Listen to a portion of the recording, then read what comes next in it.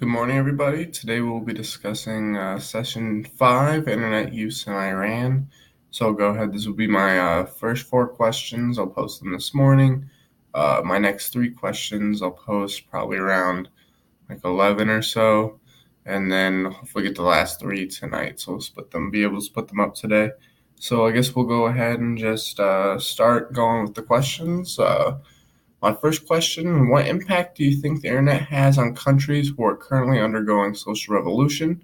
Do you think outside influence is helping these countries or hindering them? Some of these countries are just finally getting connected to it online for the first time, seeing new information that they haven't seen before. How do you think that's taken effect on these countries? Do you think we can help anyway? What's your opinion on that? Question 2. In relation to the first question, do you think the internet is better at spreading important information or creating false information for others to see? What responsibility do you feel you have as a viewer? So I guess what I mean by that question is, you know, right now we've been in a time, we've got the term like the fake news.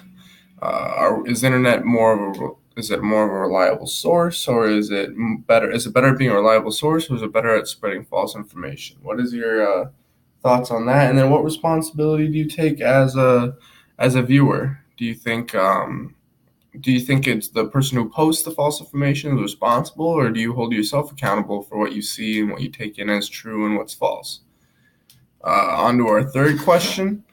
In the first article, it states that voting age in Iran is 16, in a time where younger generations are seeing technology, especially for social use, more and more. Do you think having a younger voting age is a good idea or a bad idea? I mean, right now,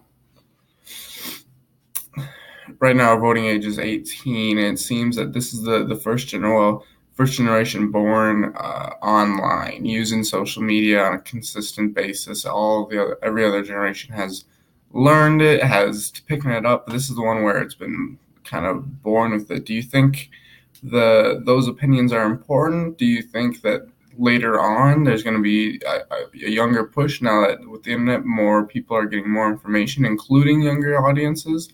Or do you think that's going to stay the same how it is? Um, and then we'll go ahead. I'm going to skip to my 10th question for my 4th question. The Berkeley article discusses how surprised Nasreen Alavi was to the reaction he got from the Iranian people. He writes, like many others before me, I was discovering that for all the harsh death to the great Satan rhetoric of Iran's political leaders and the image the Islamic Republic projects as a as a oh, yeah, the radical Islam, Americans are usually well liked in Iran.